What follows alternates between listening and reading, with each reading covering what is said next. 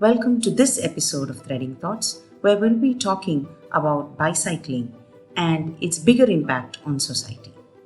While cycling is good for your heart and muscles, and it may improve how you walk, balance, and climb stairs, it is also easier on the pocket for many people. The added benefit of getting a workout while going to work is not lost on many who care about their health. Cycling is also beneficial to the environment, with irrefutable evidence of its positive effect on sustainability, building a green cover, and improving air quality by not contributing to pollution. The challenge, however, lies in the infrastructure needed to make cycling a larger cause and innovative ideas to paint a greater canvas of societal use for bicycling rather than just for health purposes. Satya Shankaran is a computer science graduate with a post graduation in public policy. He brings more than 25 years of experience in using technology and data to effect social change. Over the last 13 years, as an advocate for sustainable transportation, he has been instrumental in many interventions in urban areas. His solutions and campaigns around behavior change in sustainable transportation are currently a national movement. He is also an adjunct faculty teaching urban governance for master students, a director at the waste management startup Biomen, and the bicycle mayor of Bengaluru.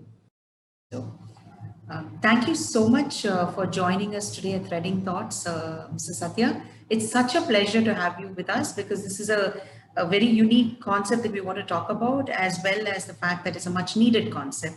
So I think the time has come, as they say, for some ideas.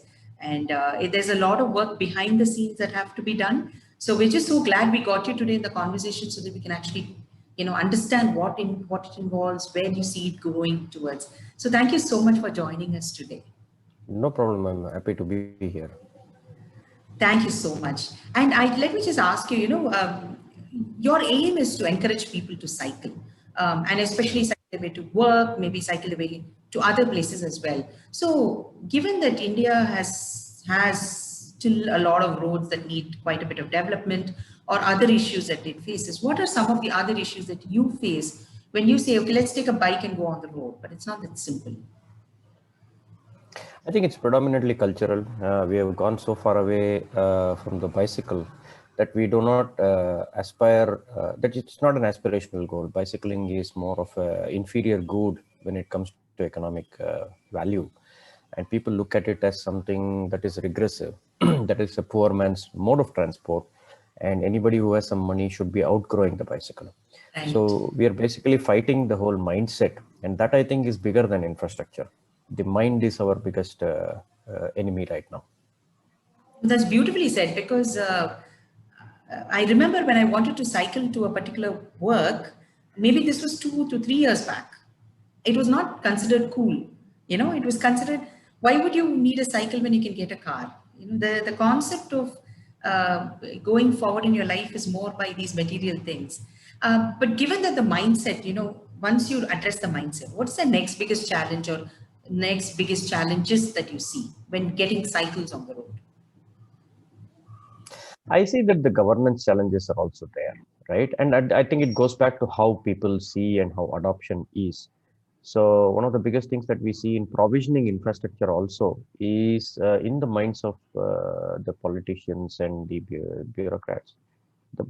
It's the same thing that comes back in. Why should I provision for a mode that nobody might take? Because if we are aspiring to be a developing nation and we are supposed to be whatever $5 trillion economy or whatever it is not going to come from me accommodating the bicycle.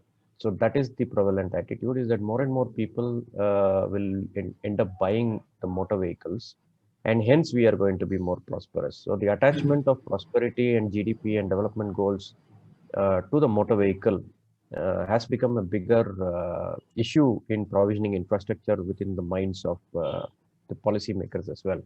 So I think, and it all plays back to mindset, but it's a different mindset. It's a mindset of budget allocation. It's a mindset of prioritization of infrastructure for people who might cycle, or where we see the bicycle in our world of the future.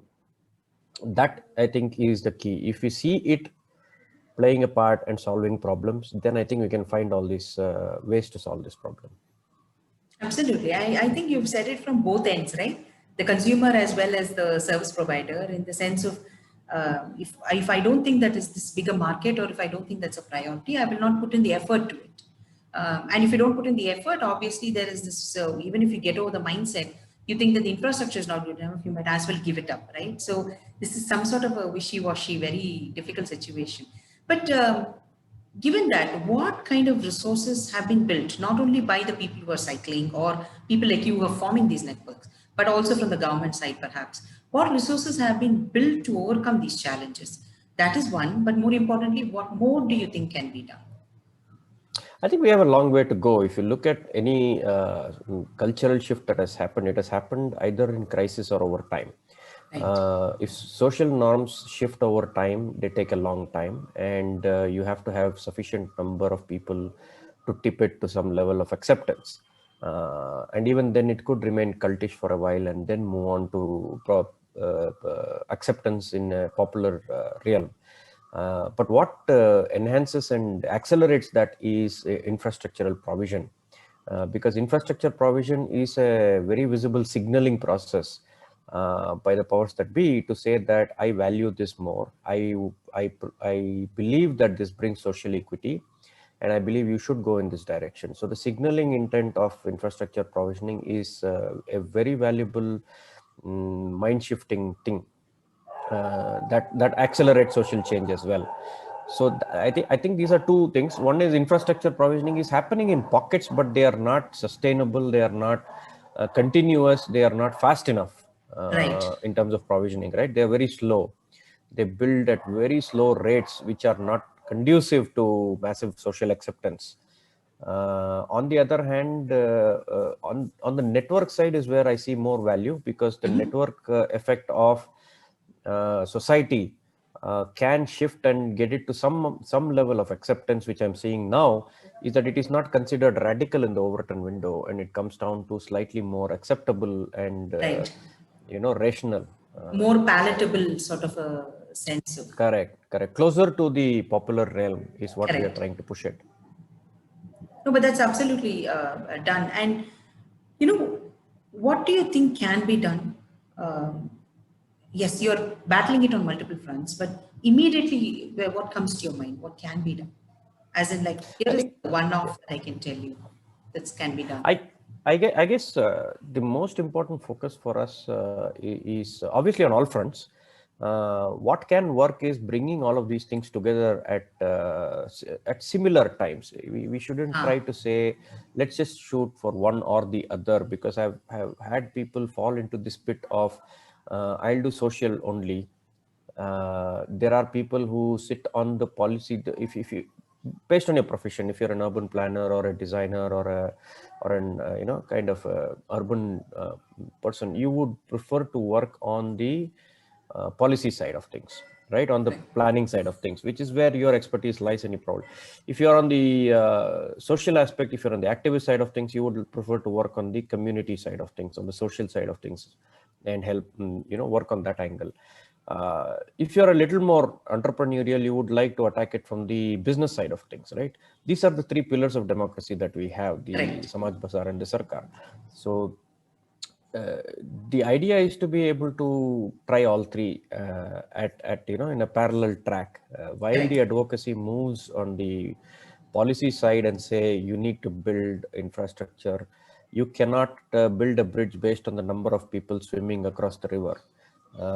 That is not the way you look at outcomes, right? While you do that argument, you go to the society and say you cannot wait at the speed at which they are building. For example, in Bangalore, if you look at 14,000 kilometers inside the BBMP area, 2,000 are arterial roads which are capable of carrying cycle tracks, right? Right. Which means that is like 16 to 18% of Bangalore, if you Right. call, if you look at it, and that's just the BBMP area. The CMP planning district is 1,600, which is double. Wow. Right. So if you look at 16% of Bangalore, which is 2,000 kilometers, at 200 kilometers of cycle tracks a year, it will take you a decade to cover 16% of Bangalore.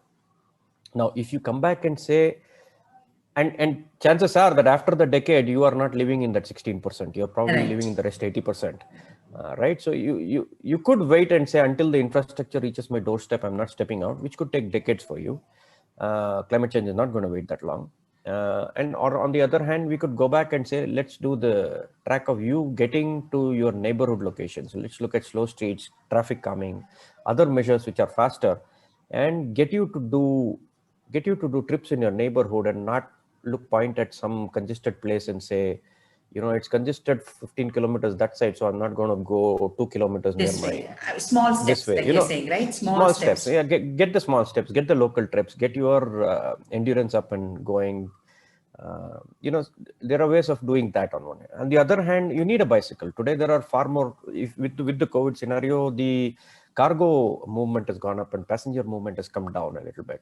So you have to also pivot that and say, how can you enable cargo bicycles to come in? Because those kind of bicycles are today built only to carry you and not anything other than you.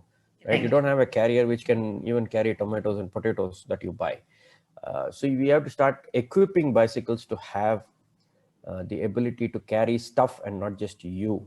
And that is why you start seeing cycling as an exercise only option. And not as a utility in the cities, right? So Correct. you have to have businesses build cargo bikes at an affordable rate. Today, cargo bikes coming from other countries cost 3,000 to 4,000 euros, which is nobody can afford that. Absolutely. So you have to start building them here locally for these purposes, electrify them maybe, or provide traction which can assist in carrying heavier loads under 200 kilograms. So all three angles is where you need to attack, and it's not one answer fits all. Absolutely. And if you start working on one and then wait, it's not something that we can manage to do sequentially. This is something that has to go parallel and quite a push on all three, actually. It's not going to be one works, the other can stall. That sort of bandwidth is not available if you really want people to come and I'm not true. And I'm not saying all of that has to be done by one person or one group. Correct. So I'm not saying if you are a urban planner, I'm not asking you to go and do something on the people side which you're not comfortable with. Or if you're an activist and you're trying to do something, I'm not saying you have to work with the industry to do something. There may be many players. Let's not belittle and say there is only one angle and this is the right way to do it. Right. There are many ways to attack this problem because it will take a decade to get there, and we have to encourage as many modes as possible to do. Some will stick, some will not, and we'll figure out. We throw the kitchen sink at it, some might go somewhere. You never know. Correct. Exactly. And the nice thing about this is you're saying that there are multiple players in the community who have to be involved. It's not just one profession, one sector, one interest group. There are just too many people, and all of them can contribute. Sometimes we get this very wrong impression that our contribution might not be that valuable, but it's not true. Every small contribution can go in some way, right?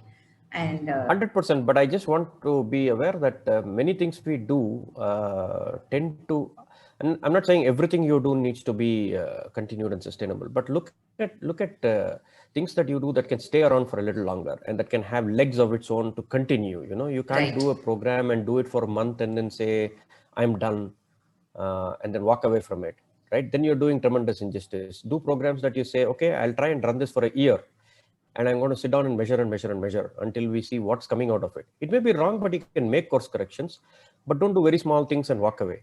Stay with it for a long time. I did my cycle to work. Everybody said, why don't you just do it as a program for 1 hour? I said, no, it's going to sustain. It's been running for 3 years. We have 80,000 plus trips clocked on it. So you need to build sustainability into certain things which can continue for longer and longer, and maybe enhance, maybe go around.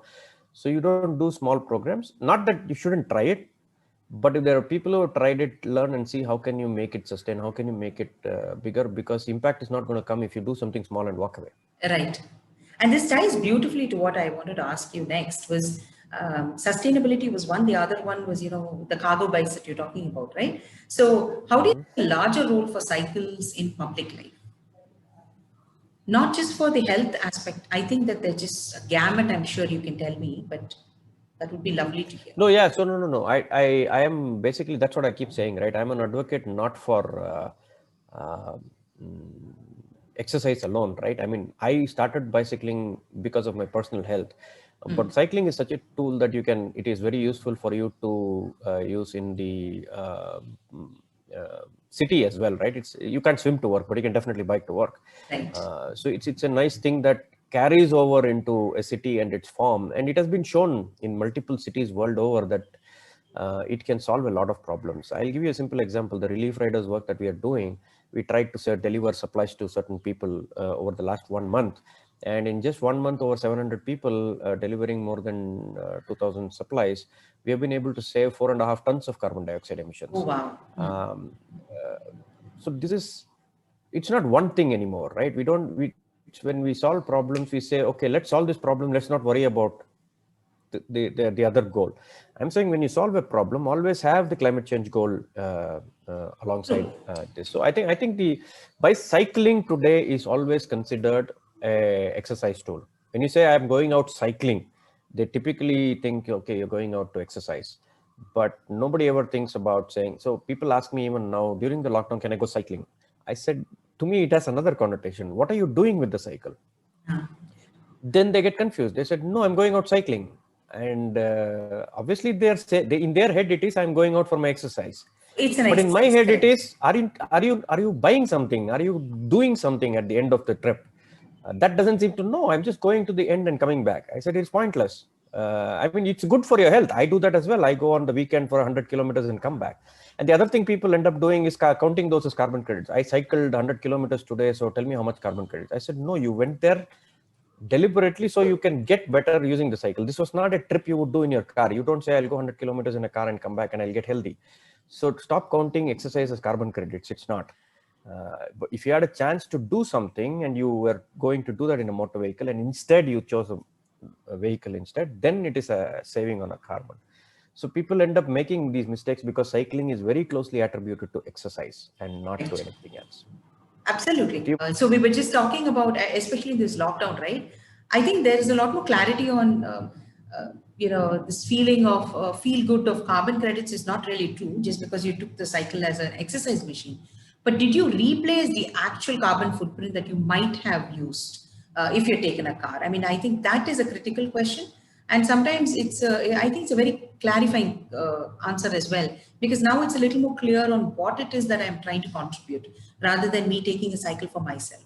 But also, what is really fascinating is during this lockdown, you've actually used these cycles to a very bigger purpose and a critical purpose as well. So going forward, that is something that can also be brought in under various things, because as you said, it's not just cycling, it's cycling for a particular cause or towards a particular goal.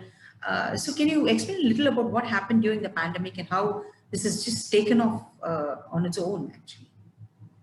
I guess it was because it started off by chance, because when last year in March 2020, when the first lockdown happened, somebody on Twitter said, what are the cyclists of Bangalore doing? I didn't take the sarcasm if there was it. I took it very seriously and said, oh yeah, why don't we do something?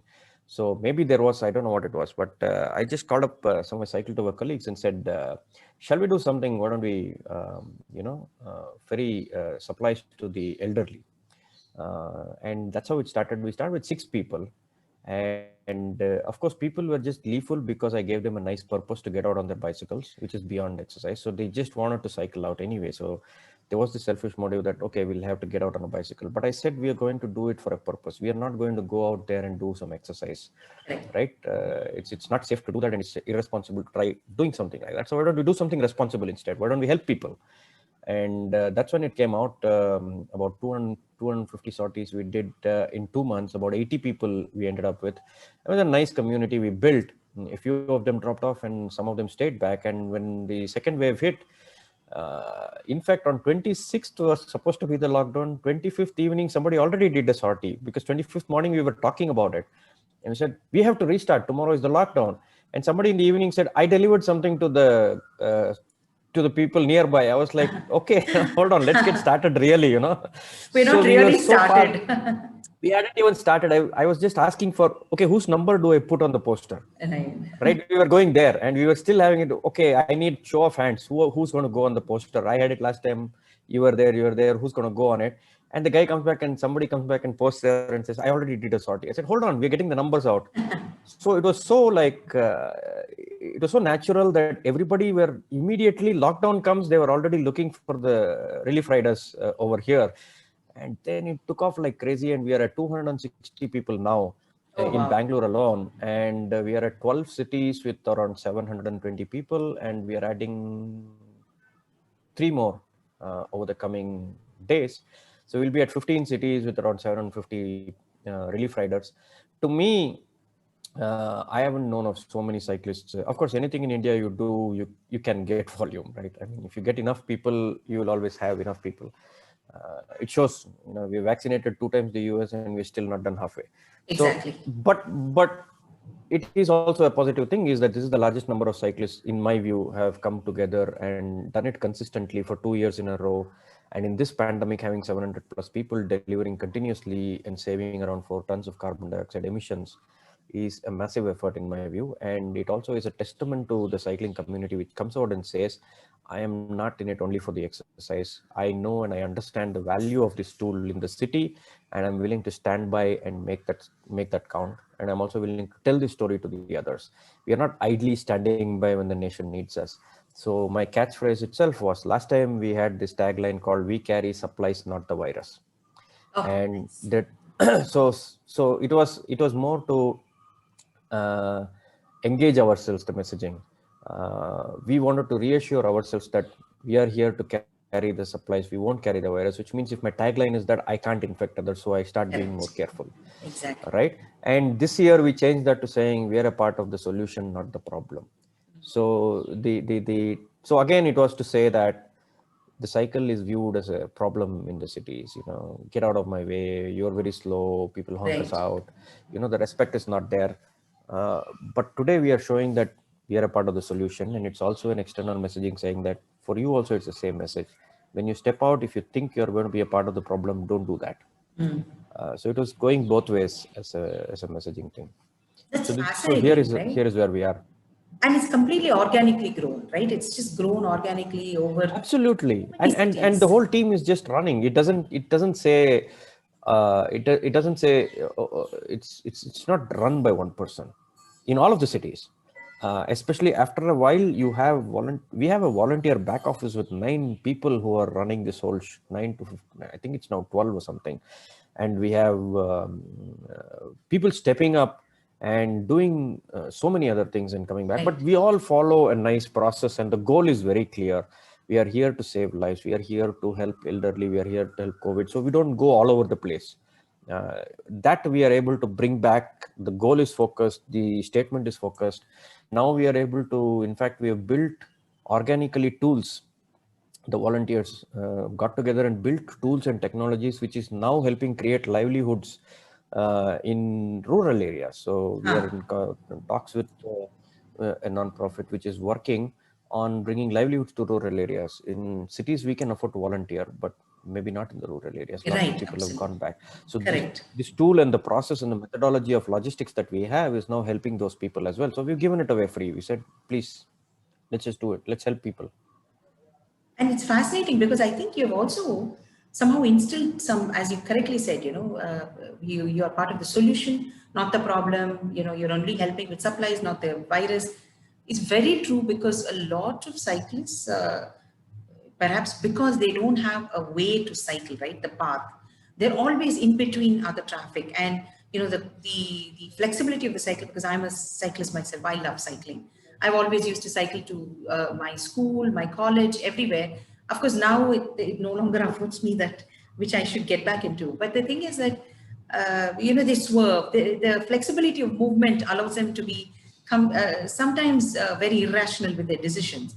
So this sort of tells them that you need to take that responsibility for what you're doing, which is phenomenal, because that self-discipline is sort of quoted into the work that they're doing, which is not available if you're doing it for an exercise.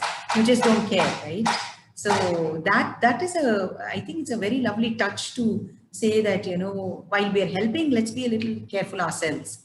And hopefully, if paths and places are built for them, this problem of people trying to push them off the roads will come down less, and you'll get more. I think so. I think it's infrastructure is a very important point. There is no getting away from this. Whether it is slow streets or whether it is really dedicated paths or whatever it is, we in the commons have given away space to more powerful vehicles, which have created an imbalance in the commons, right? It has created a lot of negative externalities. it has caused congestion, it has caused pollution, and it has caused inequity on the streets. There is less space for public transport, there is less space for walking, there's less space for cycling. So when that happens, it is a clear market failure. It requires the state to step in and say, the state cannot now come and say that I need to see enough cyclists. That doesn't matter. I need to see enough people walking. It doesn't matter. The minute you have a single type of mode uh, cornering the commons, you have to step in and put equality. It's like an affirmative action. Infrastructure for cycling, walking, and public transport is affirmative action. If you can do that for humanity in life, you have to do it for humanity on the roads. I think it is not anymore a luxury of saying I want to see demand. This is not a market driven force anymore. You can't have what kind of a market are you expecting for walking? Everybody walks. You park the car on the other side and you cross the road, you are walking. Correct. Absolutely. So you cannot come and say, I want the shoe company lobby to come and tell me I need more people on this. No, that's not how it works. You can't have lobbies for an inequitable scenario. What you need is to say, I'm going to equalize. And that comes in infrastructure. So the argument that the decision makers put forth that we need enough is untenable. It might be for you to be able to convince your population, but for your rational decision making under the constitution, you don't need it. It is affirmative action. You should be doing it right now. Correct. In fact, I see it in a different way. So there are two ways to do a thing.